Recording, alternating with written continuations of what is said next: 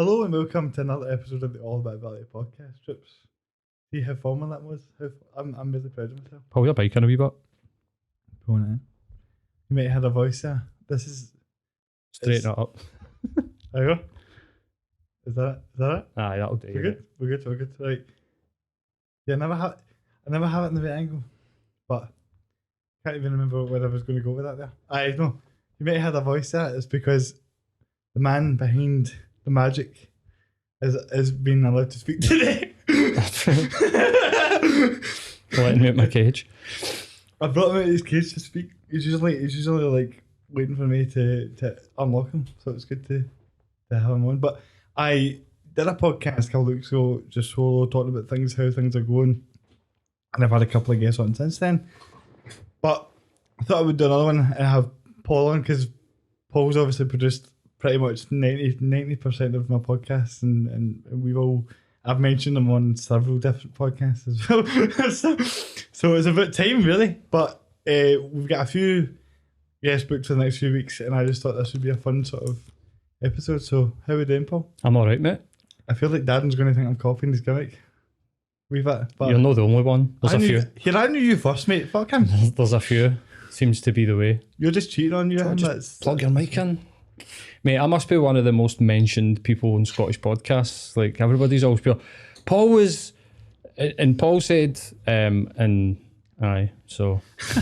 That's what I'm saying, mate. Like, you should be, like, I think people would really benefit you having like a half an hour type podcast, but it's just you talking about therapy and stuff like that, because there's so many like layers to you that you wouldn't expect, and then when you start talking to you, you're like, I didn't know you did that and this and next thing. Mm-hmm. Do you know what I mean? You've been through a lot of interesting, weird shit, mate. Like, it's like, Rebel City is great, but I've just never really heard you talk about that kind of stuff as much. Pull that closer if you can. It's sounding a bit distant. Try and get it underneath your... See, I've never been that good at pulling things. That's a bit better. Bring it down though, because it's right in front of your face. Aye. Right, try that. Hello. You don't need to... Can you smell what the box cooking? I've been trying to cut wrestling promos. Aye, that's better, mate. That's well better. Aye. Right. I've been trying to cut wrestling promos recently, man. And I know this was a total... The only reason why I totally changed subject there is because I put the microphone up to my face and it reminded me of trying to do it. Because I'm sitting in front of the mirror, and I've got the mic in my, like, I've got my hand in it before trying to... Because he's like, you can't... I was talking to Wolfgang about this, and he was like, you can't be embarrassed about it. If you're embarrassed about it yourself in front of a mirror, you're never going to be able to do it in front of a crowd. Uh-huh. And which is true. And that is true, but it's like, it's something I've always wanted to do, but it's really like, oh man, I'm like, as much as it's something I really want to do, it's also quite nerve-wracking when you're actually realising, like, imagine having to do this in front of a crowd and say all this stuff, but it's trying to kind of put yourself in a different... I'm kind of trying to make it as if I'm somebody else, you know, I'm in a character. I'm not me, you know, and that was the whole point of it anyway. But speaking of that, man, I'm actually in a lot of pain today, big time. I had a wrestling session yesterday, right? And right now they're just bumping me about. They're just like, I'm just getting thrown about, and I'm loving it, but it's sore, man. Like, during the training is fine, but see when I wake up, man, I'm like, somebody put me down. This feels horrible. The next day, man. Like the back of my neck and all that. Like, by the way, I can't believe wrestlers don't get like huge amount of praise for that all the time.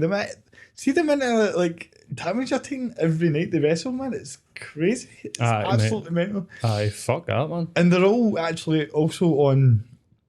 So like the WWE schedule is insanity. They wrestle like 300 days of the year or something like that, and then they're also on independent contracts. So you could sign like a 5-year deal with WWE, and then the next day they could release you because you're an independent contract. So your length of the contract doesn't actually mean anything. So why did they give people like 5-year deals? The independent contract thing was so that it's basically so they don't have to pay for any of your health benefits. I think that's sort of right. And that was sort of the old school way of doing it way back, and Vince McMahon just kept it that way. And from a business point of view, it's incredible that he's getting away with that. Fucking too right, man. In terms of like making that amount of money and the amount of probably. I mean, I just think with the amount of days that they're working, to not have like security in that regard is mental. I mean, obviously, you know, like they keep who they like and stuff like that, but it's just mad to me that you can have multiple years left in your deal and then they could just be like, bye. And you're like, what? No. Aye, it's crazy, man. But anyway, so why would they say to somebody, or sign a 5-year contract and then but we can release you the next day?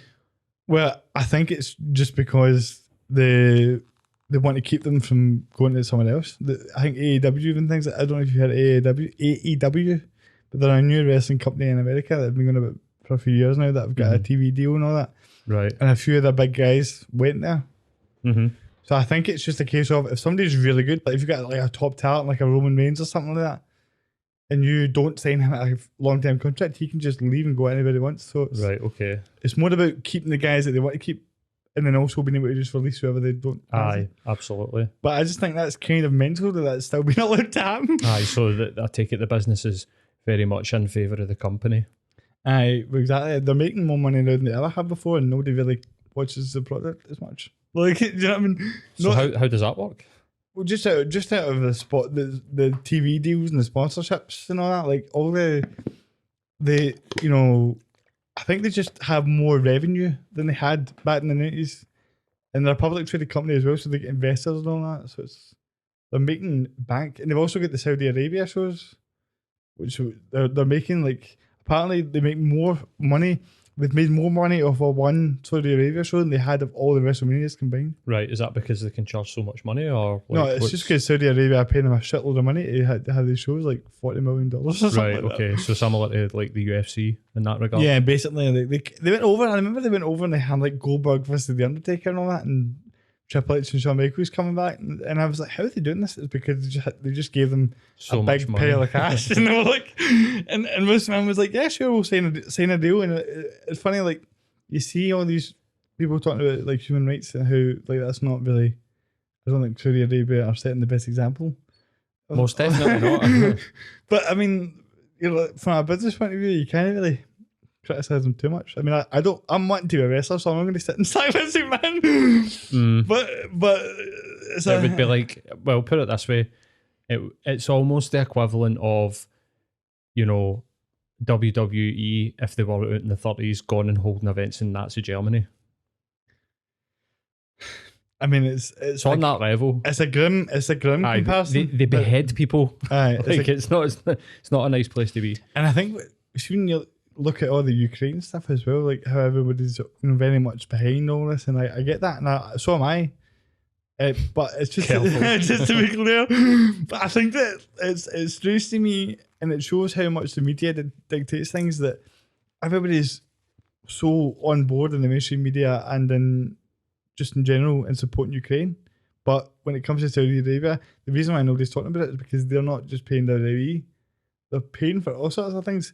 The UK and all that are making loads of money off of Saudi Arabia. Oh, 100%, mate. So it's like the only reason why they don't talk about this is because it's like they're making so much money. They're not a competitor. But you could make the argument that what's been going on in Saudi Arabia has been going on much longer and has been much worse than almost. But Russia's a competitor. Exactly. So that's the difference. Like Saudi Arabia are a mutual sort of like funder of, like, they buy their weapons for America and the UK, so we let it slide. It kind of shows you the sort of, like, people bring up the idea, oh, it's got to do with racism and all that stuff and all. But see, to be honest, it just shows you that the only reason why people care about anything in the sort of, you know, like big scale of things is just money. It's all just money, mate. Like in terms of, you know, when you look at the Ukraine thing, Putin's like a face that they can put on that, so they can say like, we're supporting Ukraine because what Putin's doing is terrible, and it's like, but Saudi Arabia are just like some sort of big thing, and there's no actual, you know, they never mention anyone individually, so nobody really knows where to put it or whether, you know, 100%. It's all very kind of cleverly done. I didn't actually see when I started this podcast, right, I was thinking like, we talk about different things. I didn't think we start with wrestling and then Saudi Arabia somehow. So that was kind of. But the sport things, I think a decent subject to actually touch on, because like when the Saudi Arabian royal family bought Newcastle, working class people in Newcastle were out dancing in the street, but that would be like, honestly, that's like Hitler buying your football team. But what it means is, like you said, the difference in attitude is what it means to people in Newcastle's success and funding, because they're rich, they're super rich. But that there's a hypocrisy happening. That's what you're noticing. But we should definitely defend Ukraine against Russia. But we should also like defend like Palestine against Israel, and Saudi Arabia like bombing Yemen. I mean, you get look at Celtic. Does Celtic not get fined for having Palestinian flags? Well, the Green Brigade did. Aye, so like you see Ukrainian flags everywhere, but showing solid, with Palestine, it was a whole different thing. It was like, oh, we can't be doing that because then they won't pay us as much money. Which is just kind of sad. It's sad when you realise how much nobody really gives a fuck in terms of the people that talk about it as if we want to support Ukraine. It's all because like it just, that kind of example is so in your face. You're like, I can't believe there's a bad guy. I can't believe this is happening. So like how you look at it and you go, how did we get here to where we care so much about one thing but we're going to ignore the other side? Just because to me it's just loads of innocent people dying for no reason. It's so brutal, man. It's kind of like back in the day when like music producers would bribe radio DJs to get songs on the air repeatedly. The more that somebody's exposed to something, the more they care about it. So if you hear a song over and over and over and over again on the radio, you're going to enjoy it. You're going to like it. That's just the way it works. It's the repetition of it. So none of the newspapers, the BBC, none of them are covering Palestine, but they're covering Ukraine. So that's why people care. Like, see, the thing to realise is that within Celtic Twitter, there's a very much like a sort of pro-Palestine thing that goes on. So me and you, as Celtic supporters on Twitter, are exposed to loads of videos that people share about Palestine. So we get exposed to that. But look at these Israeli soldiers beating this old woman, which is horrific. But most people don't get that. Most people are fed the BBC and ITV and the Daily Mail and the Sun, who are all like, wave your Ukrainian flags. So it's I don't think it's like people are ignoring the Palestine thing. Some people are very much so, like, don't care. Like, I don't care. You know what I mean? Like, well, if you knew the history of the Middle East, and you're just kind of like, guys, who gives a fuck about that? People are dying. That's what we care about. We don't care about the history of the land and who owns it by, the Bible or whatever, like a book that was written 3,000 years ago. Like, I care about people not dying because of what fucking religion that they follow, no matter what the religion is. Well, I think it's just that it shows you that I think you're totally right. The majority of people do care. They just don't know. They don't know. And you've seen that Ukraine thing. There's been a lot of support for Ukraine everywhere. I think that if they actually covered it. But so when I say, it shows you how cool people are with the money and stuff, it's not about the general public. It's more about just that actual core group that decide what goes out and what doesn't go out. 100%. Where is your moral compass? And, somebody put a tweet out the other day that was saying that the New York Times has put an article out basically like slating Trump, and the New York Times is owned by Rupert Murdoch. And basically the tweet was like, Trump should just give up because he's getting no chance. Like, this is a guy, Murdoch has got so much influence on politics and popular culture through sport. I mean, he owns Sky. He owns the music channels. Like, how long has he been about for, man? Rupert Murdoch? Yeah, I think he's in his 90s. He's in his 90s? I think so, mate. And he's still running all these things? Mate. Because that's more than ever, I think. He's definitely sucking blood out somewhere. He's a kingmaker, mate. Like, he can make or break political campaigns.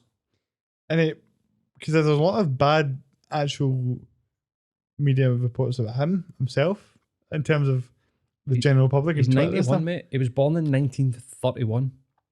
91. He was born 15 years before my dad. But wait, And I'm 40. That puts it into perspective. that's crazy, mate. But he's a media, Wait, you're 40? well, 39. I'm like that. When was your birthday? I'm 39. Like, I just had a moment there where I was like, did I miss Paul's birthday? No, Surely I didn't miss no, Paul's I'm birthday. 39. But But I know that's. When have you ever heard of somebody that's 91 that has all those rules still, though? Surely. mate, a lot of them, a lot of the people that are pulling the strings, like the guys that have that type of wealth, like he's rich beyond imagination, really. Mm-hmm. But what happens when who gets that power? Oh, his son's on the board of Fox and Disney. Is he? And aye, he's got an heir to the throne. That's mental. But because I've heard his name for years, mainly because people just saying don't buy the Sun because of this cunt. This is a dick. Well, the people say like his investment in English Premier League and English media has brought so much money to an economy, but really and truly, Murdoch bought the Premier League and buys these things so that he can like ultimately control the news. Yeah, control it. It's about the news ultimately. You ever see it like House of Cards? It's kind of like, there was a point where he was the main guy. I'm forgetting his name. Kevin Spacey. They took him off the show because he was going Frank Underwood. Aye, Frank Underwood. By the way, that show's underrated. Like seeing it, I know we can't really enjoy it anymore because that guy's a weirdo and that, right? But when I was watching the first few seasons, I was like, that show is brilliant, man. It's good because it was great. It felt like kind of an accurate description of what that's actually like. I mean, I don't know if that's actually true, but there was a point in the season, like the last season before he got chucked, that he was the president and he was going to not be the president so that he could be the guy that could just control who was going to be the president, basically, and control the media and stuff like that. And there's probably, like more guys like that we don't even. There's probably guys that are like the richest guys in the world that we don't even know exist. Like, see the richest person in the world. There's probably a good chance that we don't even hear of that person. Quite probably.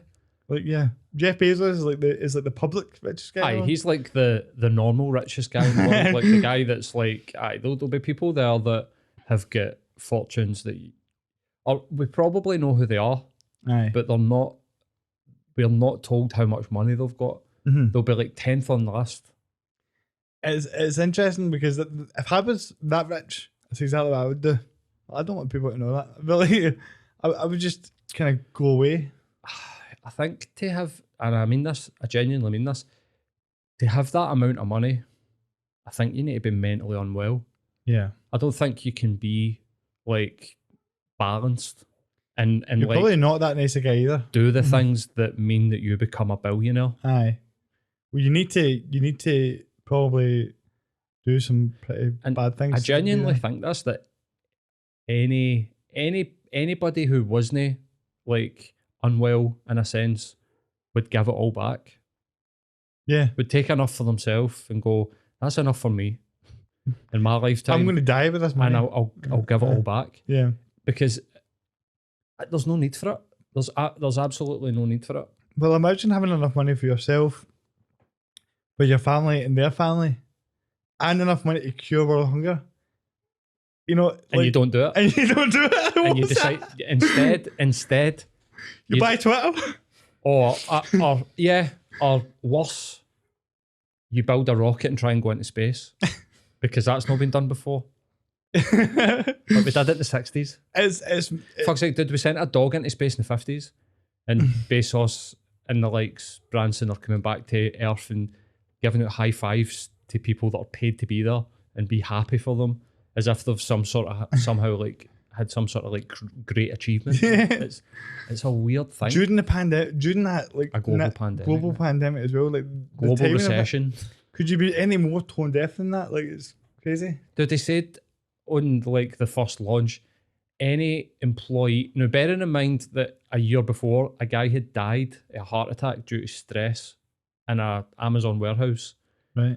He said, anybody who has bought anything or works for Amazon, you have paid for this. Paraphrasing, But that was the sentiment of what he said, and you want to talk about tone deaf. And me and Matt spoke about this on an episode of Rebel City. Was like, he genuinely thinks that's a positive message. Yeah, because like you have sent me into space. You have changed the world because you've sent me into space. It's like, but I think as well it must be like their reality. You know, we know we're on the ground, right? We know the reality of the world and the situation. But when you've got that much money, like it's like it's probably so out of tune with what's actually going on. That's ridiculous. Because it doesn't matter if we all talk about it and like a million people are listening. Let's say this podcast for some reason became like the most listened to podcast in the world. It doesn't change anything about Jeff Bezos or Elon Musk or anything like that. It doesn't change any of this stuff. Like because everybody could hate them, but they're still going to be filthy rich. So it doesn't really like everybody needs to think about the way they say things, right? But if you have that amount of money, you just say what you want and get away with it because who's gonna do anything, you know what I mean? Like that thing you just said about him saying that about the Amazon stuff, right? Is so outrageous and should have some sort of consequence to it. But it won't ever because who's going to tell him otherwise? And that's the sort of sad thing about it. It's almost hard to even talk about because it's like there's no actual like way of changing it, really. Like it's one of those big scale things. It's like it really is because you're right. It's like they don't get to hear it. This is a problem, is that they're so detached from reality. This will get removed from YouTube for this discussion. No, I doubt it. I doubt it. Let's put it into context, right? This is I always love like I always love like the contextual thing, right? So Jeff Bezos' net worth is around an estimated 146 billion US dollars, right? Sick, man. Right. So let's there is 1,000 million and a billion. So he has got $146,000 million. Right? So Like, to put that into context, he could give 146,000 people or 145,000 people $1 million and still be a millionaire. I mean, it's like I don't even know. Like, what can you say to that? How many? Matt, do you know what's sad about that? I'm not even joking, right? The first thought I had was, how many wheelchairs could you buy with that? Like, genuinely, like I was thinking the other day, like, imagine if you just, like, there must be a billionaire wheelchair user that just has the best wheelchair, like the shit hot, all the gadgets and all that, just kind of a bit like Transformers. Professor Xavier and X-Men, where he's just got like the most shit hot wheelchair that's ever existed. There must be someday, and I will get there one day. I probably won't have $1 billion, but I'll get something that's above your average wheelchairs. But anyway, look, the fucking billionaires, man, like, talking about it, it's like, that's probably the extent of any sort of sensible discussion you can have on it, because it's like, you look at them and you go, they don't care about what we have to say. and it's, nobody's ever going to really be able to do it about it. When you look at see that amount of money that he's got, he could really just cure world hunger, and he could nobody would have had a problem during the pandemic. I know people hear you say that and they go, well, why would he give you all the money? The point is that he could do that and still be filthy rich. He could still be, totally fine in terms of, you don't need that much money. Like, what do you even need that money for? Even if the guy doubled the wages staff. It's something. I mean, I don't think it would be a good idea to be like. I don't think it would even actually cure world hunger. Firing like 40 billion, I think, is it $40 billion or something it would cost. We don't know what the consequence of that would actually be. It's not like going down to Tesco and buying everybody a big shop. Aye. Right, and everybody's got a rice lolly. Yeah, who does it go to? It is complicated. It's very complicated, but the point remains that one man has got more than like the 99% of the planet put together. One guy, and I don't think that's right. I think that the people they'll argue back about how do you motivate people and people blah blah. He's worked hard for that. Jeff Bezos has built Amazon. It's like, he took a shop idea and they put it online. He was just the first person really to do that. No, but I'm sure he's a smart guy. But I don't think anybody can do anything that is worth having more money than like a full country of people. It's weird.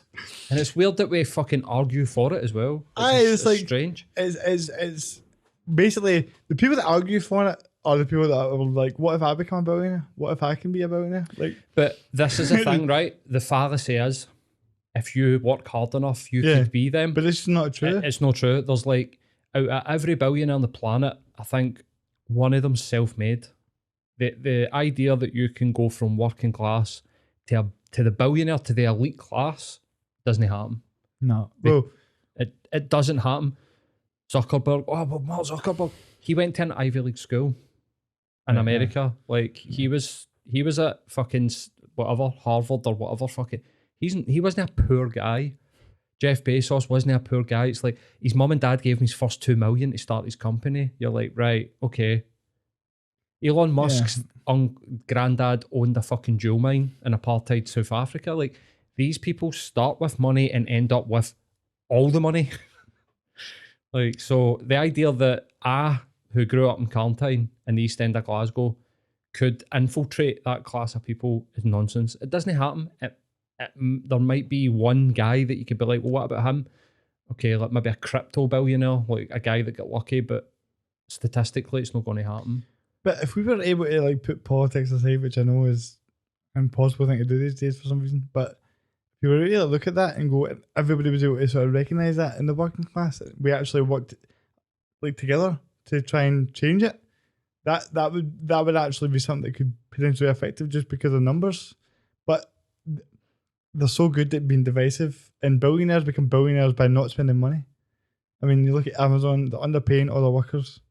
Like pretty much, give or take. They spend their money wisely. They buy politicians. They buy newspapers. They buy Twitter. Like, Twitter's a media outlet. Did Elon Musk not just spend like $40 billion? I don't think it happened. I don't think it did. I think it got blocked. I think something's going on with it. There's something weird. I could be wrong. I don't really keep that much. Part of we started talking about mental health. Part of how I manage my own mental health is I don't really sit and spend too much time being on the pulse of like Elon Musk buying Twitter. It's not any consequence to my life. I suppose we could talk about that, but Twitter is like the world's biggest media outlet. Breaking news, everything goes through Twitter, and they're letting a billionaire. What is it? I suppose Jack Dorsey is a billionaire himself, but he started Twitter, but they're letting Elon Musk, buy it. It's the same thing as Murdoch. We ended up with like 2 or 3 people that own all of the sort of social media, just the same as we had 2 or 3 that owned all of the TV media or whatever. You kind of wonder what the next sort of progression in this is going to be in terms of, because Twitter, you're right, there's so much stuff on it, and it's like we're all so invested in it, but surely one guy, because it's such a big thing, it's almost like it's getting to the point where it should be like governed or something rather than being bought by one billionaire. Because if one billionaire can control what somebody's saying on Twitter, like basically you're able to control the narrative. So like take Mason Greenwood for example, right? Like I was trending the other night on Twitter, and I was like, why is Mason Greenwood trending on Twitter?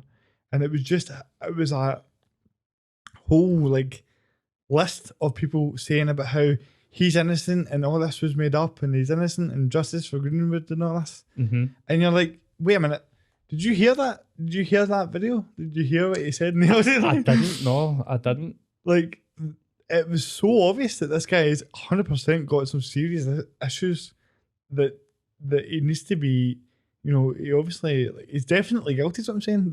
The audio proves that, unless there's something that I don't know about this, right? Mm-hmm. But it was incredible to me how you just seen about thousands of tweets about how he's innocent and all this, and I was like, man, but the point about that is that you don't know who's controlling that narrative. So like, maybe there's a sea of positive rumor tweets because there's a marketing team behind that, and they're like, we need to fix this guy's career, we need to fix our moneymaker. You know what I mean? So if Elon Musk could take it and be like, we like this guy, we don't like this guy, so get something bad trending about this guy, or so it's all becomes then, and then that forms a public opinion. So if he doesn't like somebody, he could just go on Twitter and say this guy is a racist, and then have it be like, and somebody could be sitting there being like, I'd never said anything about this. Mm-hmm. So that to me is kind of a scary thought because it kind of goes towards just less democracy and more dictatorship, basically. That's absolutely sort of the way it's heading. The Amber Heard and Johnny Depp case is another example that you could use in what you're talking about, because the internet, before a decision was made, was like, this is going to be the first time that a male domestic abuse victim is going to get justice. You're almost like made your mind up. Now, she's mentally unwell, but so is he. Well, I don't think he's got it all together. No, I mean, he joked about his alcoholism, like you were drinking heavily at 11 a.m. and he was like, oh, it isn't every hour happy hour. Very charming and a really good joke. And I'm like, cool. But at the same time, knowing what I know as a mental health professional, you can't really trust an addict. No. They become professional liars. They lie to themselves more than they lie to anybody else. And also, I genuinely don't think that he is totally innocent. She is 100% guilty. Yeah. Proven. I mean, some of the shit that she was coming away with in that court case was laughable. But they had psychiatrists there being like, she's got borderline personality disorder, potential narcissistic personality disorder. She's definitely got generalized anxiety disorder. You're basically like watching somebody who's mentally unwell get cracked open and poured out for people to judge. I didn't celebrate it. I'm not going to lie. Well, mate, it's a really good point, because there was something cynical about it. Like, obviously, John, it turned out that he was innocent, and she, what, like you say, she was 100% guilty. But we talk about mental health. There's such a big discussion about mental health these days, and then when it actually comes to it, it was pretty clear when you look at if you looked at the first bit of the trial, you could see right away that there was something going on that wasn't normal with her. Do you know what I mean? In terms of she needed support, there was something, all these things you just mentioned there. So there's like a general discussion of mental health in terms of like anxiety, depression and stuff like that.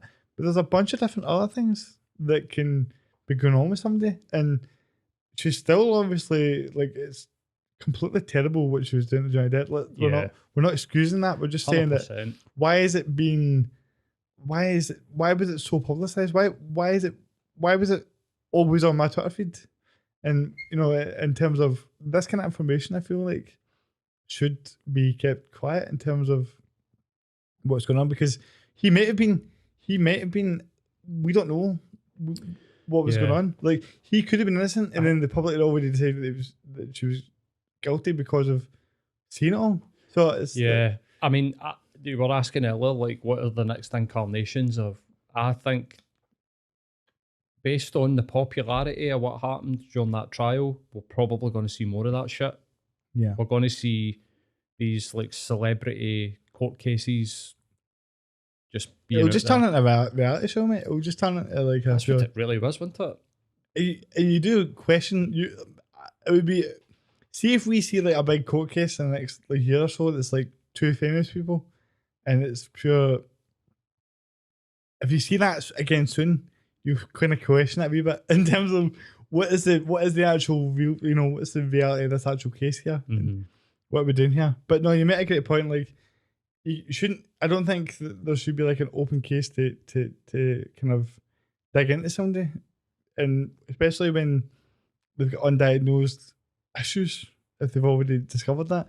And there's a lot of people that wants to make up their mind. It's just like that's what I've decided that is the case, and the court of public opinion.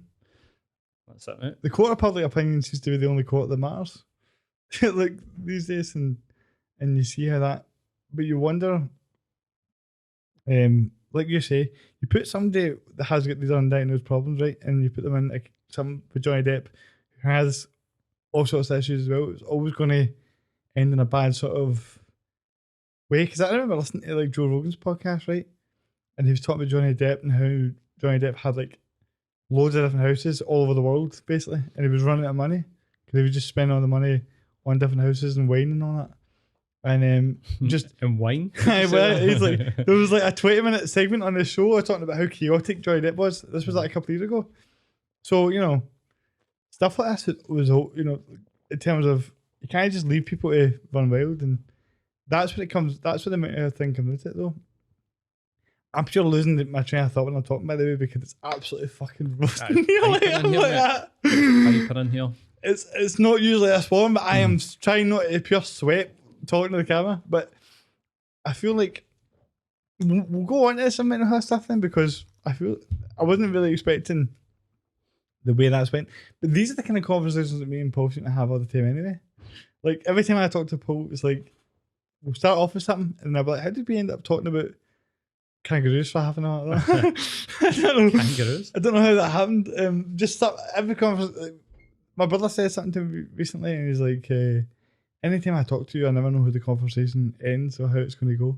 And I feel like that's sort of the same with me and Mr. Shields over here. So, but just dox me. Just put my full name out there. I think they know who you are by now. If you listen to this podcast and haven't discovered him on social media, then it's you're not really paying attention. Fair enough. But no. So mental health. Aye, because I've mentioned quite a few times on the podcast about how you are a qualified therapist, and a very good one at that, right? But you mentioned that they're like seeing how when like these different mental health issues that are going about, where people talk about they talk about depression and all that very generalized, right? But I think now you're seeing there's like another layer of stuff that's like underneath all that, and I had I've had an interesting time the past couple of months in terms of what's been going on with me.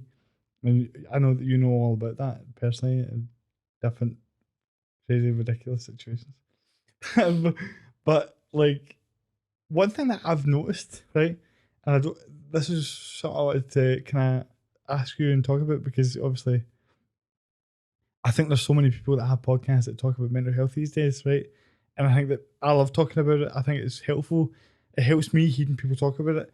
So I'm not saying, the more there are, the better. I think it's good to talk about it. But I think it's just when people use it as a way of, sort of, it's not real. You want it in a real context, and they're trying to be that helpful person without actually having any sort of real knowledge or qualifications on it. Mm-hmm. But one of the things I was thinking about was how when you come through, like if you have a bad time with your mental health, right, and you come through it, and then you have a kind of a downtime again, and you come through it again, and all these sort of bad things happen to you. I think sort of one thing I've noticed is that it can be quite difficult to accept when things are going well. Do you know what I mean? Like you're constantly sort of belittling yourself and sort of being like, well, this was a really tough time, and then you come through it, but you're almost like still naturally telling yourself that things are negative or things are bad and stuff like that. And actually being able to come out of that and go, this is we're okay just now, things are alright, things are going well, but you're still sort of stuck in that mindset of, oh, I need to deal with all this stuff and I'm not feeling too good and all that. Basically what I'm trying to say is I think people that come through stuff like that have a difficult time accepting being happy, because they're so used to being a certain different way. And I was just wondering, like, how common a thing is that, and what is the most common thing as a therapist, right? When people, because you're in here for all these podcasts, right? You hear me talk about stuff, and you've got loads of clients as well. So it's like you're getting you get the social media aspect of what's going on, and then you get like a real perspective of what's actually going on. So what would you say is like the most common thing, the biggest issue is? Bit a broad question, but I think the most common thing is how people feel, if that makes sense. So what's presented to me as a therapist is always very much the same sorts of things. It's only ever like a few sort of things. One of like, there's like 4, right? There is anxiety, which can be sort of reduced down to worrying about the future. That's like anxiety, it's worry. So you're either worried about how things are going to turn out for you, or you're worried about the world, People get anxiety about Russia, Ukraine, what happens if they press the button, nuclear war. That is an anxiety that people have. So it's anxiety, which is like worry. Then there's like depression, which is kind of like not happy with the way that things have turned out.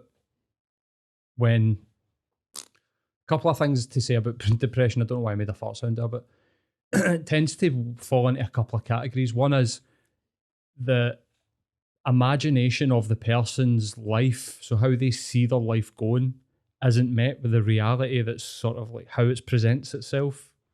Does that make sense? Completely. A wanky way of sort of saying that people's lives aren't as how they want it to be, and they're unable to get it to a place where they're happy. Or people are burnt out and they need to rest. That's sort of like two sort of broad. Now, I'm saying these are the most common things, right? The other thing is relationship problems. Yeah. People that either can't keep a relationship or are unhappy with a relationship. Their relationship isn't what they think it should be, but then that causes depression, worried about if the person's going to leave you, that's anxiety. So they all kind of like feed into each other a wee bit. But to say what is the most common thing, everybody's, this is how I describe it to people, everybody's life is like a complex jigsaw puzzle that starts when they're young and the pieces start to fall into place. Nobody comes through that door with the same story. They're all slightly different in different wee ways, and that's why it's super important to listen to what the person's telling you, because if you're like, it's depression, I know how to fix that, let's get, but the person's like, well, wait a minute, you don't, and you say things that they're like, I didn't fucking say that, and that's no me. You'll be using these general terms. That's what like TikTok and Instagram therapy is. Very general. People relate to it, but ultimately I don't think you'll get really truly recovered through just applying these general things. It needs to be specific to the person. So the next category of the four, so you've got anxiety, depression, relationship problems, and then you get sort of non-issues.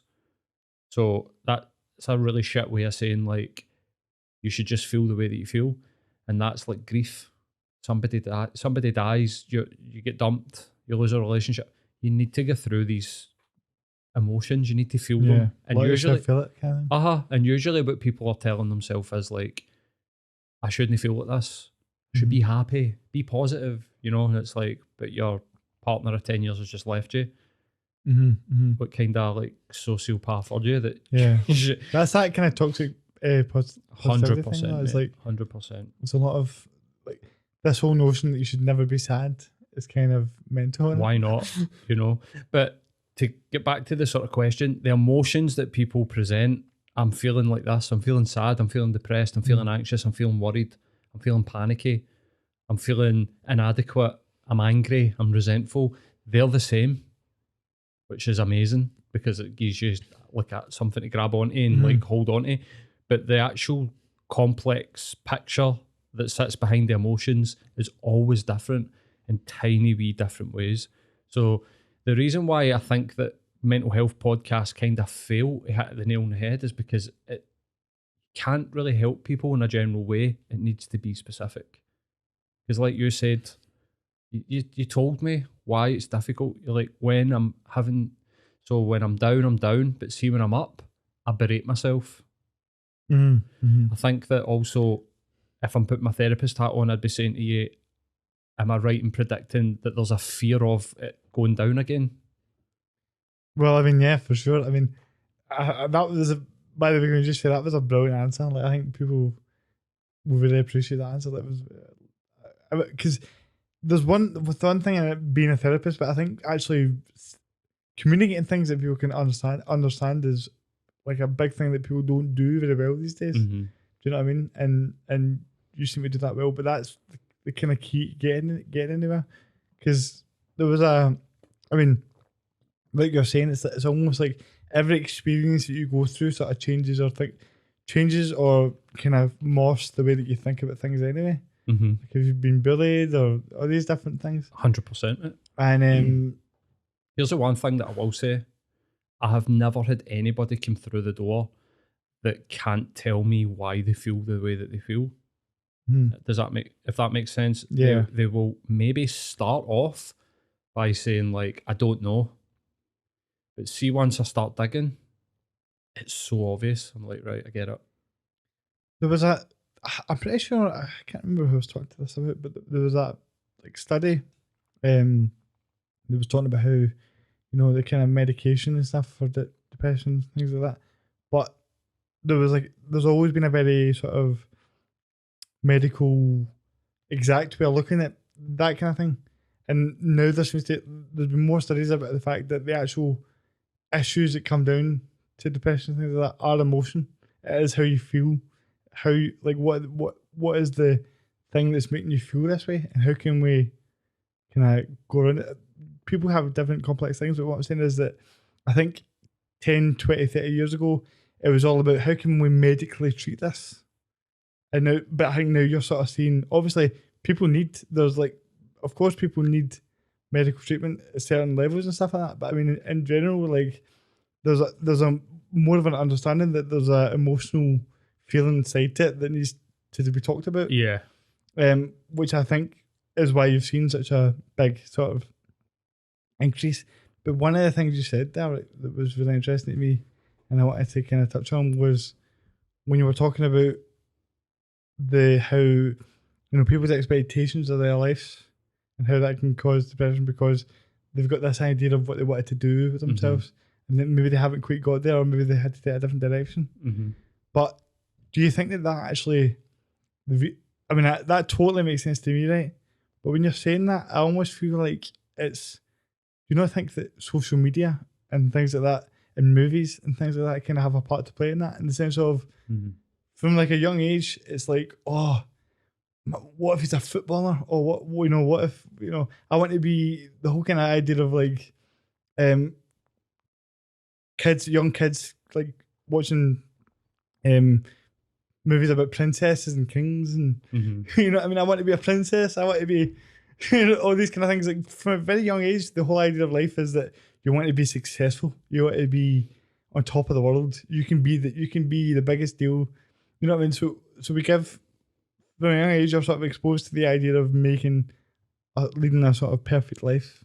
Do you know what I mean? And so with that, and with the kind of social media and seeing success and seeing people that are getting 1 million likes and doing all these crazy things, I think because it's so much more in your face, that becomes that could be a big part of the reason why there's like been such an increase in it almost. Not the sole reason, but it kind of makes sense when you think of it that way, when you look at how people actually see themselves and why that is. Yeah. So I think you're right. There's no getting away from the fact that social media means that we compare ourselves. And, you know, like, we compare ourselves to things that are out of our reach. So now we get to see what it's like to be a multi-millionaire, to like be an Oscar-winning actor. You get to see all the glitz and glamour. And you're getting fed the idea that that's possible for you, I think. Potentially. A wee bit. Maybe. That bit I would be like, why? Where is that message coming from? Doesn't even mean that, I'm not even necessarily meaning that's a correct way for them to think, but I just mean in terms of there's people that are sort of taking that and going, I'm going to be that way. Yeah, I'm going to do that. There is this sort of idea that is perpetuated of like, all you need to do is just work a wee bit harder and you could be, you know, Stephen Bartlett, Molly May, Kim Kardashian, Kanye West. These people aren't happy, I don't think. Well, so Kanye West definitely isn't. Right? Have you ever seen a more insane group of people than the people that, you know, the Kardashians are like, they scream, shout at each other. They're just normal. They're absolutely just normal. But I don't think they're happy. I don't know if they're happy. So then comes the sort of question of like, why does everybody think that is going to make them happy? Look, we're looking at a group of people who are not happy and going, if I had what they had, I'd be happy. It's like, why do we believe that?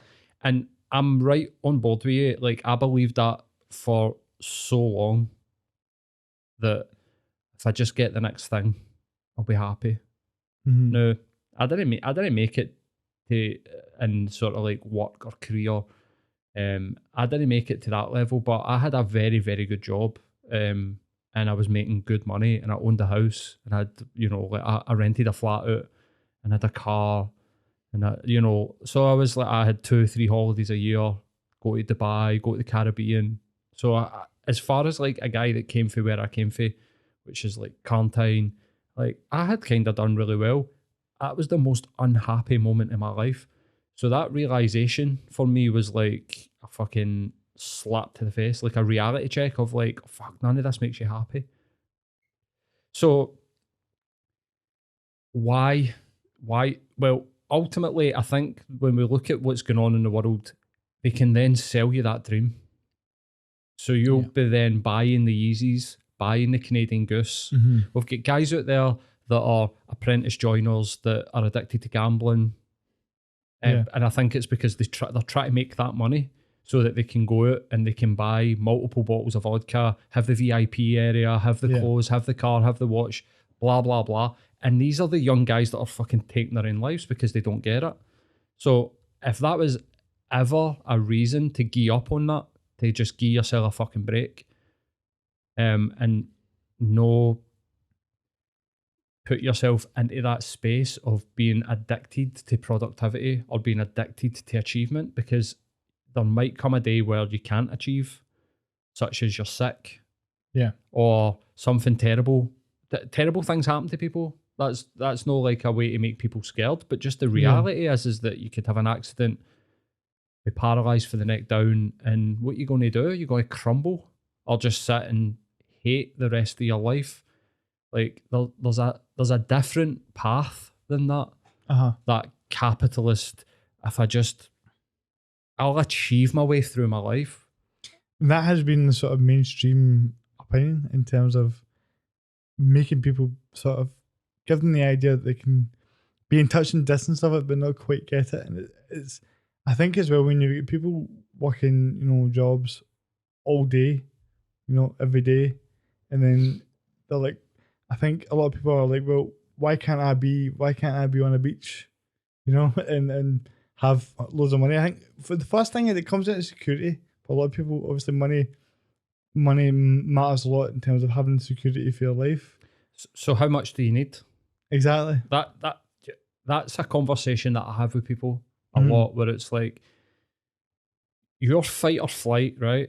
Which is that feeling that everybody knows, the butterflies in your stomach, the sweaty palms, you maybe get a wee sweaty forehead, your heart's racing, you feel hot, your mind's racing, you're like, what the fuck? Like that system is there to save you from death.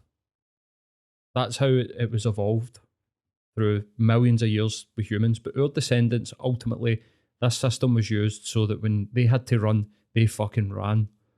And they didn't go, huh? Like in they fight or flight, oh, there's a nice big saber-toothed tiger, and then munch, right? But no, we apply that to getting a holiday. Yeah. We're applying that to like buying a bigger house, driving ourselves demented, trying to get that. We'll get that new house, and it's like, right. So on one hand, the reason that we work, I believe, is security. Exactly what you said. That's the only reason to get up and go and make a fucking living, to keep yourself safe and secure. Have a house, have medical. If you're sick, you get taken care of. Make sure you can feed yourself. And of course, go on a holiday. I go on holidays. I'm not saying that people don't make that a priority, but how much a priority do you want to make that in your life? To the point where you feel so physically sick getting out of your bed and going to work every day, the pressure's too much. You have managed, or whatever it be, social media, movies, your parents, whatever it is, this is where it's different for every person. You have managed to now apply a life or death system to something that's not life or death.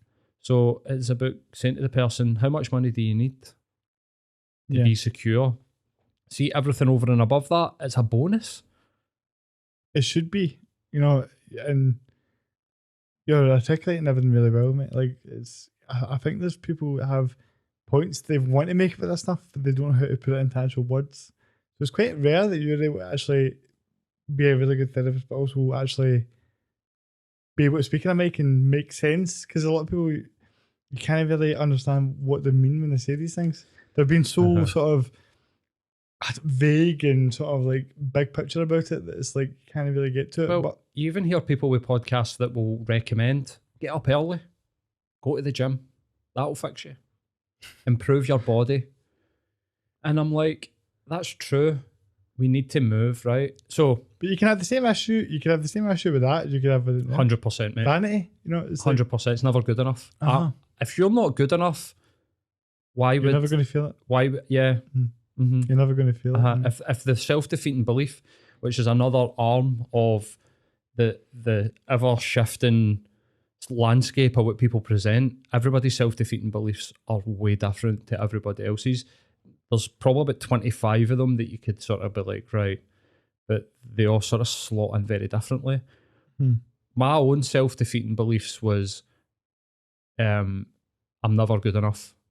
My dad would just be like constantly on my back, but be better. You need to be better. See if you, this was one of the sort of things that my dad used to say to me. This was drilled into me, right? If you say something that's stupid, people think you're a fucking idiot. And I was told that all the way through my life. Don't be stupid. So that causes this sort of like anxiety of like, well, why is my dad telling me that? Because I'm stupid. Surely he's telling me you're stupid, don't be stupid. Why would they tell me don't be stupid if I'm not stupid? Clearly this man thinks I'm stupid and I must not be stupid in front of people. So I've got this sort of like self-defeating belief that I must be right. And so now here's the bastard about this. I've got 2 degrees. I'm a qualified therapist. You know, I built this podcast studio from scratch.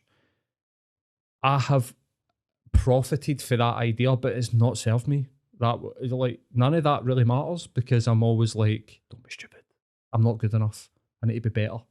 This is the idea that used to basically like drive me, but I just got to the end of the road with it and was like, what the fuck is going on with me here? I don't feel good. Like I'm doing all these things. I'm making money. I've got a girlfriend. I own a house. I should be happy. Going on these holidays. Like, why am I almost suicidal at like 28-year-old? What the fuck is going on in my life? And ultimately, when I went to therapy and I started talking about it, I was like, fuck, man, nothing's ever really, you know, it gets pointed out to you. When's it good enough? Because that question's so important to people. Because something that you said about the system and the message is living a perfect life. It's deciding to swap that idea of the perfect life to what is good enough. What am I like? Instead of asking yourself what will make me happy, like what am I going to choose to make me happy? Is having a girlfriend enough to make me happy? They want 2, they want 3. But kidding on. Yeah, right? No, but you can put that to any metric. Like how many holidays this year will make you happy? You can literally just make a decision. This is what I want, and I'm going to get it. And then you can start to get what you want. But if it's never ending, if it's like, well, I don't know how many holidays will make me happy, but I'm going to try and get as many as possible to see, then you're kind of like chasing a rainbow. It's like those people that have like the 10 cars and all that. You're like, what are you doing? But we're coming back to the billionaires, mate. Like, why do I believe that they are actually mentally unwell? Because no amount of money would, because if they had sat and always would that, you know, what is it that would be enough for me? They wouldn't need the however much money they've got. 100%, mate. There was a study done in 2019 that said that in the UK, if any individual makes 75 grand a year, that's it.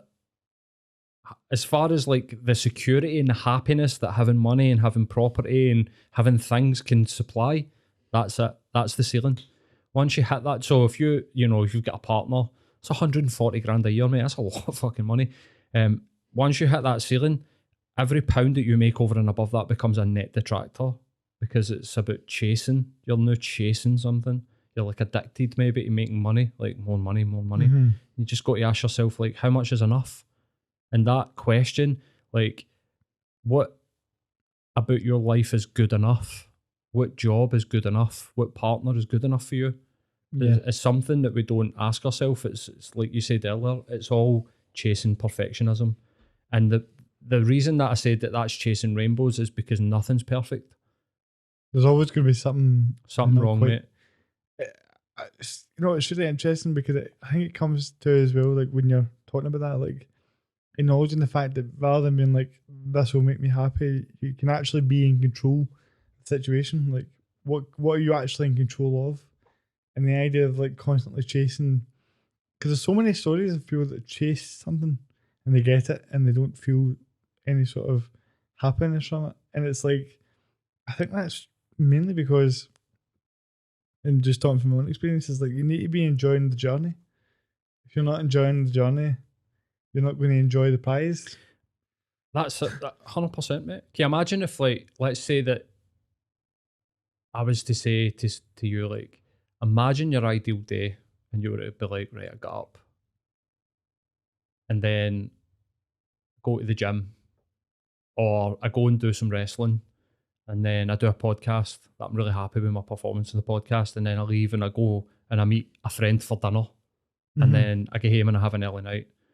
Actually doing that, you'll be like, oh, I can't wait to get the end of this wrestling session. Then you'll get to this is the way people live their life. You'll get to the podcast, you'll be like, oh, can't wait to get this done. Then you'll go to the dinner and you'll be like, oh, I just really want to get home. Then you get home and you're like, oh, what's on Netflix? You know, like you're just chasing instead of like Never content in any way. never content, realizing that actually what, like, is there anything more than sitting talking to somebody? Well, I mean, not really. When you think about it, it's all just that's what it all is, and it's like if we're constantly wishing our lives away almost day to day because we're looking at what you just said there. That it feels like what's going through that person's head is like the quicker I get through this day, it means I'm going to get to the point that I want to be at quicker, type of thing. And it's like whatever the goals are, whatever your main thing is, you're constantly wishing it away because you want to get to the next target. Finish line syndrome, it's called. It's like just always looking at the finishing line. But see, if you do that, you'll do that for your full life. And then what? The finishing line is death. In terms of what I was going to say, there's an interesting book or something that I think I seen a YouTube video where it was like, and I think it is a book of some sort where it's like 100 successful people's like deathbed confessions, and it's super interesting when they're like, it means nothing. Like Steve Jobs, right? Like founder of Apple, that guy achieved more than I mean, it's mind blowing. Can you imagine being in the 60s and thinking we're all going to have a computer and, you know, wild foresight, super intelligent. Him and his mate made their first computer in a garage, and then, you know, the rest is history. That's the reason why we've got iPhones, because of that guy. He invented the iPad, invented the Mac. Pixar. He was one of the first investors in Pixar for like, and then get bought by Disney and blah blah blah. Right, mental. That guy like had a kid that he sort of denied. There's been a movie made about it. Denied his full life was actually his. He demanded DNA tests and all this sort of stuff. And see, when that guy was coming towards the end, he spent nothing but time with his children. That was all he did. Was just surround himself with the people that he loved. And that's a warning to people, I think, where it's like, what are we doing? What the fuck are we doing? Like, there's young guys who will go to the gym twice a day and they're not a professional athlete. That's like insane to me. Like, that's how I feel good. I'm getting in and I'm fucking doing it, man. Like PBs and blah, blah, blah. And it's like, where does it end? Where's the fun? Where do you have fun in life? Who do you love? Like, who are the people that you spend time with where you're like, I really enjoy their company? And like, when does it not become about like being better than other people or having things that other people don't have? Like, I really need to like manage this closely with myself, because I sometimes feel like I'm watching something and I'm like, am I the only one that's seeing this? Like this insanity that's going on Mm-hmm. round about me. Like with some people where I'm like, why is, but then I need to remind myself I used to be like that. Yeah. And that the actual reality of how I worked through that, like you're saying, working through like mental health problems, when I sort of like reached the sort of top of my own personal mountain and was like, none of this has made me happy. I've been pursuing this for a decade, and I feel like I've wasted a full 10 years of my life because none of this has actually made me happy. I need to go back to square one. Was so fucking hard. It was unbelievably hard. But I don't know, man. Like I said, sometimes I just watch people and I'm just like, what the fuck is going on here? Like, Uh-huh. why are we doing this to ourselves? Because ultimately it comes back to we do it to ourselves. Yeah. It's how we Yeah. think that's the actual problem. Like, we don't, it's what goes through our head. And ultimately it's the only thing that we can get real control over. Mm-hmm. Because that's what it comes down to. Like it's how you think, it's thought patterns, it's how you relate to things. One thing can happen to somebody and it doesn't impact on one bit. Somebody's super confident, thinks, I can do no wrong. Somebody's like, you're a bit of a dick, and they're just like, I don't give a fuck what you think, you're a loser. But then you get somebody that's almost like a fucking clone of that person, looks the same, dresses the same, but for some reason they've got this doubt, this seed of doubt that's in their core. Somebody turns around and goes, you're a bit of an arsehole. And they're like, Yeah. I believe that a wee bit. Mm-hmm. And that's it. The difference is beliefs, Yeah. thoughts, thought patterns, behaviours. That's how it sort of comes down, is that you've got beliefs that dictate how you think, and how you think dictates how you behave. Mm-hmm. And then they go in a cyclical motion with each other. How you act feeds the belief. How you how you act feeds the thoughts feed the behaviors, the beliefs feed the behaviors, and they're like just swirling about with each other. Yeah. But to actually change, you need to intersect at one of these three things: either the belief structure that exists within you, and that's hard; the thought patterns that you think every minute, every day, which is hard; or the behaviors, which is hard. So it's all pretty hard. Like, I don't know where I was sort of I going with think that. no, but everything you say there is spot on. I think, and even when you look at it and you go through all these things. If I was to take my example, like just because I can't comment back on somebody that's like a therapist to the extent of you, but just in terms of if I was to relate what you said to my own example, I would say that people get this. So, right, where am I going with this? Right, I think that when you're constantly chasing after things, you're like we said before, you've sort of got this idea of the finishing line, and when you're talking about, right, okay, let me just take a second. I think what I'm trying to say is that we have an idea of what our life should be like, when really you're always comparing to somebody else. You're always saying, "Oh, if I was like him or whoever," but really, if you actually just looked at yourself and was like, "What is it that I enjoy doing? What routine in my life would make me happy?" In terms of the day to day stuff. And then when you do that, and the example you used earlier, like when you were talking about like, what does my day look like? So I go to the gym, do a podcast, go for dinner. But are you enjoying those things? 'Cause Mm-hmm. are you actually present in the actual moment of the thing, Mm-hmm. rather than just being like, oh, I can't wait to go from here to here to do this to that? Because the guys that go to the gym twice a day, like you mentioned there, or any sort of vanity in any sort of way, it's all just to be better than somebody else. Absolutely. I seen one of the most ridiculous things I think I've ever seen in my life the other day on Instagram, where somebody was like, it was like it was an audio thing in their stories, and they were like, one time on social media, somebody, I posted a like a topless body pic, and somebody was like, aye, but look at his legs, his wee twiggy legs, clearly skips legs day. And he was like, I use that humiliation as fuel. And I'm like, why does it matter? Why is it humiliation? Why is it the problem isn't that the person said that. Maybe it's true. There must have been some truth to it, right? Because you've done something about it, which I admire, that you've got the motivation to do something about it. Why were you humiliated? Yeah, because that goes back to what you said, the emotion, what you're feeling, and what your beliefs are. It's all relevant. And if you believe in your core that you're not good enough, self-improvement will not work. What will work? Now, I want to just caveat a lot of this, right? I go to the gym, right? I've got a routine, but it comes with something that I need to work at, which is self-acceptance. So that's self-improvement without self-acceptance is futile.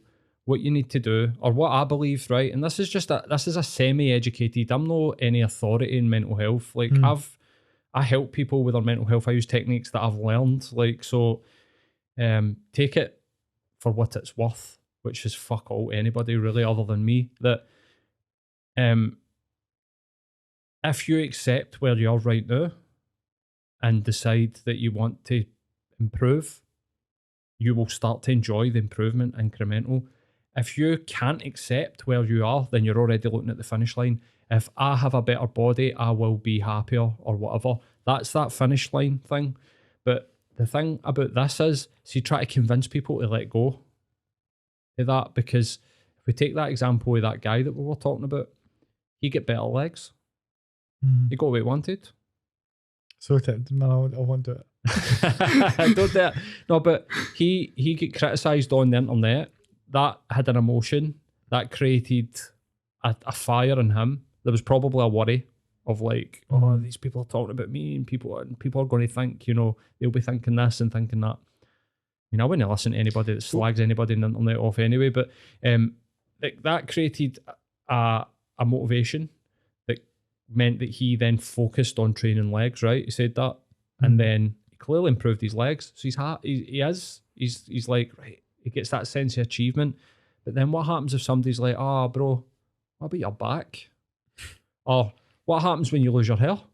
And people are like, look at this bald chump. Yeah. Right? And what are you going to do then?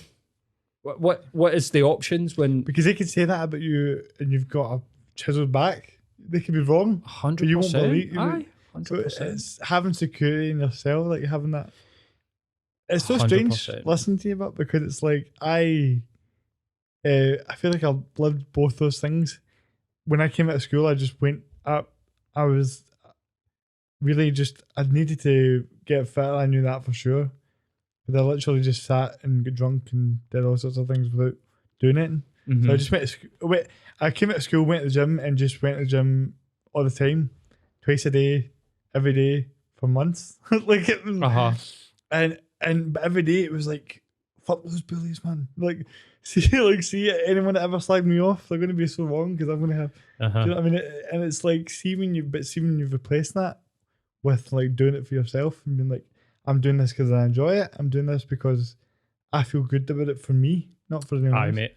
I got like near enough a decade into being like a gym guy. Now I'm not like a pure gym bro. I've never took steroids. But I was definitely like protein shakes, creatine, you know, like timing my meals. Got to like that point, and then I was kind of like, this is just, I don't know.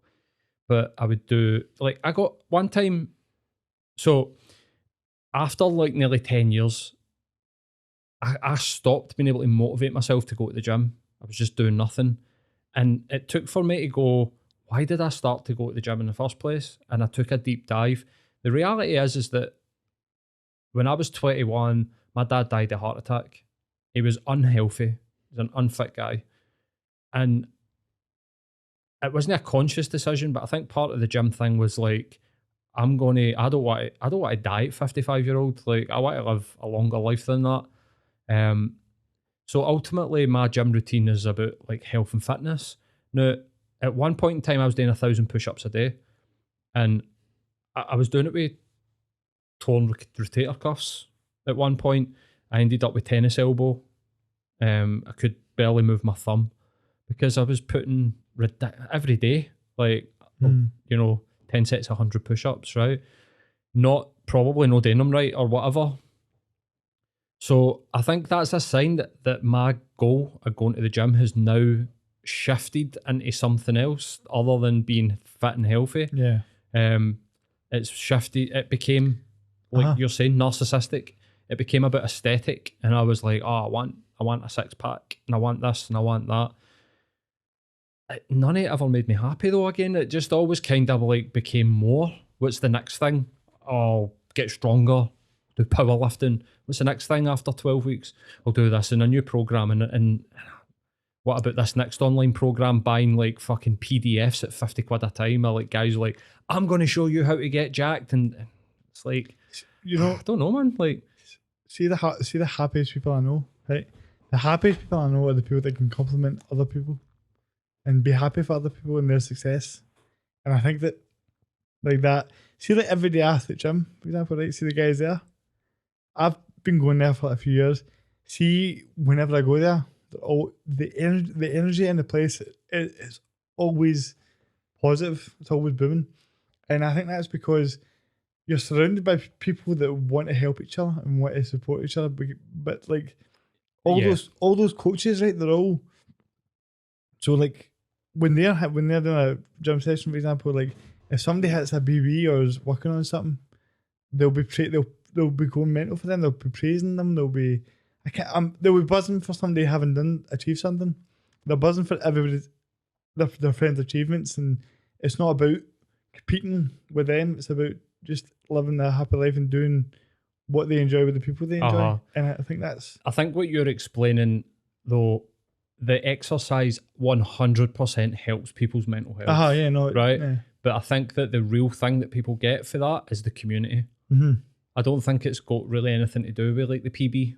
No. I think that what it is like you said, the energy being about people that support you and feeling like you're part of something. Just the same as a martial arts class does, or any sort of thing like that. Community, man. It's the community, mate, and that's the part of it. Now, I love.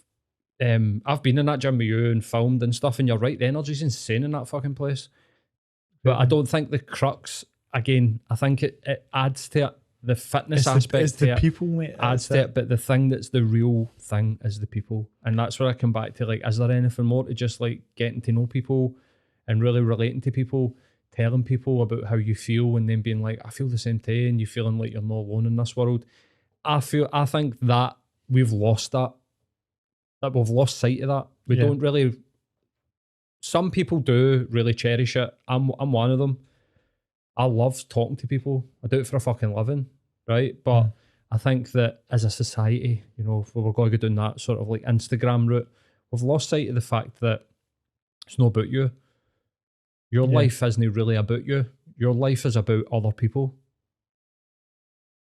And it's the same with me. But if we focus too much on ourselves, we just get lost in the sauce at all.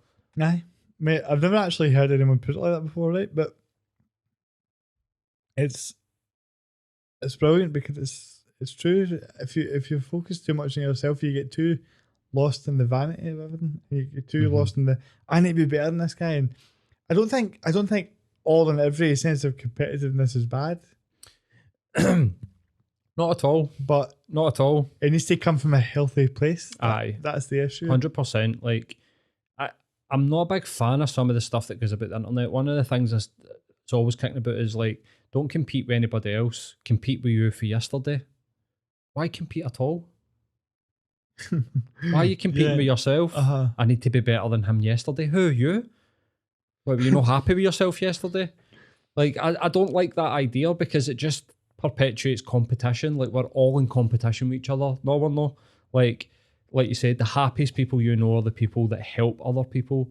That to me is like the ultimate, you know? Like, did you watch is it The Last Stand?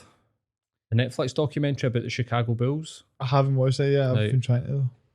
Michael Jordan's a prime example of this, mate. Like, that guy's a maniac. A fucking maniac. Like, one of the, if not the greatest basketball player of all time. And he's still, like, pure hyped for the, you could tell if he could go back, he would do it. Like, you know what I mean? It's like that. But it's kind of like the Tyson Fury thing. Like, if that is all that your life is about, what happens when you climb Everest? The only way is down. And I think that even in my own silly way of like, I got to like, you know, like a 6-figure salary and stuff, that was like my Everest. I'd sort of went, it was all about that. It was, I'm going to save to buy a house. No, I'm going to get this. I'm going to get that. And then I sort of looked around and went, I can't really afford anything else here. Like, what else is there for me to do? Like, but that's the same. Then you start to come down the other side of the mountain where it's like, well, what's my purpose? And see, when it's about other people, it just, I don't know, man. It just seems to take the pressure off you. Aye, man. You're just like, I'm going to help these people. Because the happiest I've ever been in my life is when I know that I'm helping people. But the interesting thing about it, though, what I've noticed is that, and I know that everyone says this, but I think when you really think about it, like, you cannot help other people when you're not helping yourself. You still need to be a version of yourself that can be productive and be this and that. But in what way you channel it? Like, what way you doing it? Like, if Tyson Fury had been all through his boxing life, if he had been like happy with his family and his wife and his kids, he was like, these are the people, this is the reason, this is what I love, and I'm enjoying my day-to-day life, I'm enjoying training, things like that, and have like the boxing thing be sort of a like thing that he enjoys, that it's his job.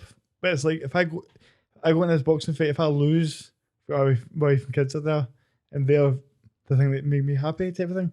Whereas it was like, no, I need to get the belt, and then you get the belt and it's like, you know, where do you go for there? This is like, what this comes back to, something like this, like, happiness is a permanent state. Joy is like moment to moment. So you get joy from nice food, you get joy from sex, you get joy from achievement, you get a sense of accomplishment, but they are so wafer thin. Yeah. Because there's always somebody there that's going to be doing that thing better than you. That the happiness part of it is, like you said, it's the thing that you build. It's the building blocks of it. Like, if people, again, it comes back to the big four. Somebody's not happy with their job. Guess what you're going to need to do? Get a new fucking job. And that's scary. Especially if somebody's self-defeating belief, oh, I'm not smart enough to do that, and blah, blah, blah.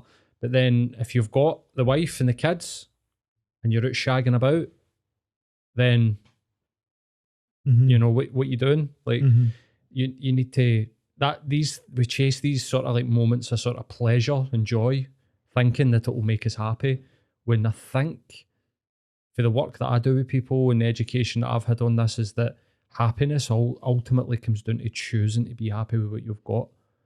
And it's a perspective that makes you feel happy, of like, what am I grateful for the day? That's why gratitude's such a big thing. Wake up and be like, what am I true? Don't lie to yourself. Don't be toxic positivity. But just, I think we could probably do another one of these where I talk about how do you do these things? Like, what are the practical aspects of it?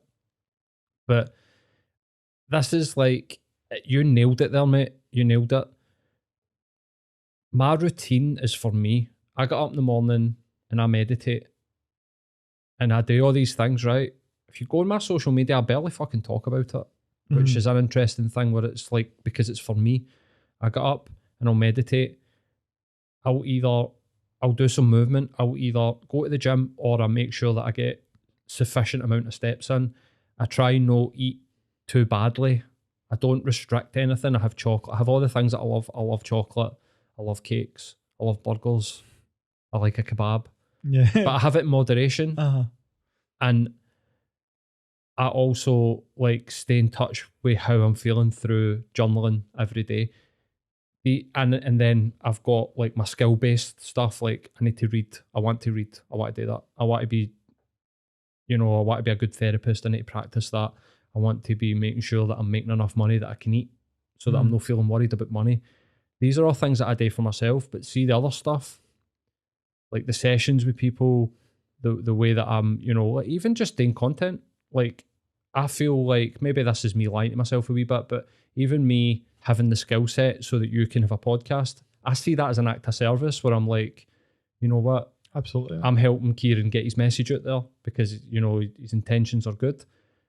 Not every podcast that I produce is like that, but there's other wee bits that I find in it. Like Darren Connell constantly reminds me that he's like, without this podcast, I don't think I'd get back on the horse and blah, blah, blah. I'm like, well, that's an act of service. That helped him.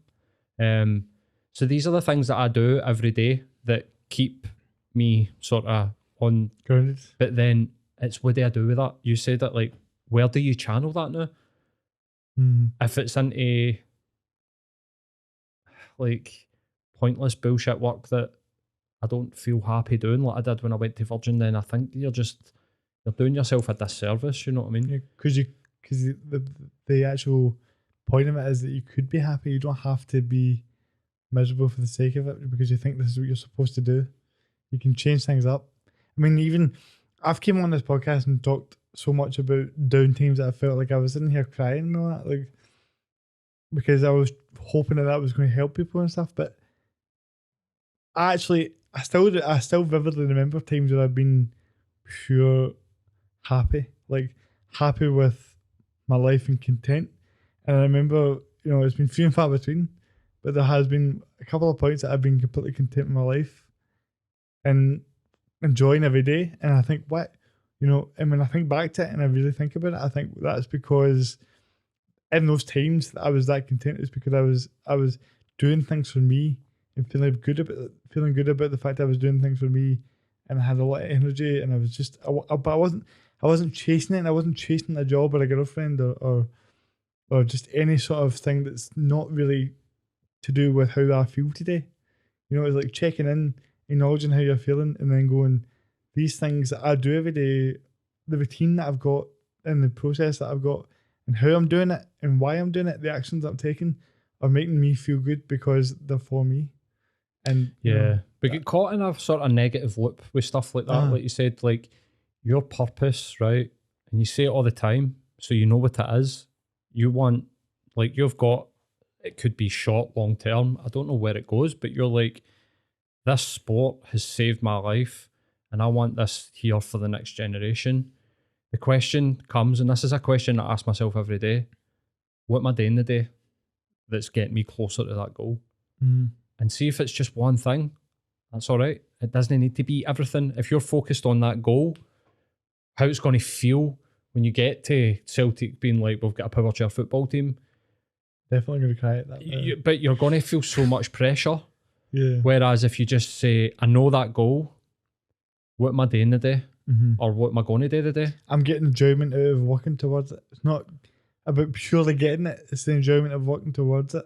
Then when you get it, it will be like nothing. You'll just be like amazed, right? So it's that's a discipline. That's a small amount of discipline. But just being like, I want to do something today that gets me towards that big goal. I think that's really important for people, that they've got a goal. That seems to be something that humans are sort of intrinsically built. We like to eat. We like to shag. We also like to have like goal-based... Unless you're asexual, by well, yeah, but even in that spectrum, the pleasure other people can be like enjoyable. You still want that emotional protection. 100%, that's right. So, but we seem to be like hardwired for this like sort of goal-based orientated. But it's like you said, if we don't enjoy the path, then why are we doing it in the first place? You may as well do nothing. I really feel as if that's going to, how we're in this point where we're not really talking about this kind of stuff. Like you're saying, you're just saying about how you see people and you're like, what the fuck, can you not see this? Like, I think that we're getting to a point now where it's going to get so kind of bad. Maybe we're not at the point right now, but I think at some point, the sort of dilemma or that we're in where people are living that life is going to come ahead at some point. And the way that you're talking about it and your own experience in your own life and how you had to sort of start from scratch and reevaluate what you were doing is going to become something that more people are talking about, because more people are going to go through that because of the volume of people that are currently living that sort of false sort of vanity of, I need to be the best, or I need to get a house, or I need to, or the four things that you were talking about. So, but I almost feel like it's going to come ahead to where it will swing a little bit more into like a neutral bit because of how heavy it's going to be over the next 10, 20 years. I mean, social media is only going to get more in the face. You know what I mean? So these things, I feel like these kind of discussions, like in like a few years from now, are the things that people are going to actually help people and be like, oh, you know, they're talking about things that actually need to be spoke about. They're not talking about the idea of this whole perfect life. We go back to. I feel like that's a good name for this episode. Perfect life. All about ability. But no, I think that everything that you said is brilliant, and we'll definitely have a part 2 on that for sure. How long have we went here? An hour and a half. What? I need to get moving. I've got this therapy client in 45 and I need to go to the shop. So Fair enough. I've enjoyed this one. No, it was a lot of fun. I think we've planned to do an episode a few times, but it was nice to actually have you on the actual podcast speaking, because I feel like I've mentioned you so many times. And see, where we touched on publisher football there. Like, I just want to briefly mention how amazing it was to see that on BT Sports at the weekend there. Like, they got a big reaction. There's been a lot of, on Twitter, like 1 million views on Twitter, and I was very, very happy to see that, because it's obviously just a big step for the sport overall. And just before this phone call, I'll get told that Chelsea are looking at doing it. So hopefully we're getting there close. And I'm going to an event for the Celtic Foundation this week. So by the time the podcast comes out, I'll hopefully have some positive news on things. So I'm feeling good about life, and actually a lot of what you said has helped me just now as well. So thank you for that, and thanks for doing this. It's so no bother, man. But we'll catch you every Tuesday at 5 o'clock. We've got 3 weeks in now, and I feel really good about the fact that we've got 3 weeks in now, because it just feels like you're starting to get the ball rolling a bit, and this is going to be the next one, obviously. And I've got a few decent guests coming on, so I'm looking forward to what's going on. And I just want to also say thanks to everybody that's kind of tuned in and messaged me and just said good to have you back and all that. So it's been fun. It's been one of those things where I was getting down but not doing it, and that just comes back to knowing, what you want to do and the things that you feel good about, and I feel good about this. So I really appreciate anyone that tunes in and listens to it and messages me and stuff like that. So thank you for that, and I'll see you next time.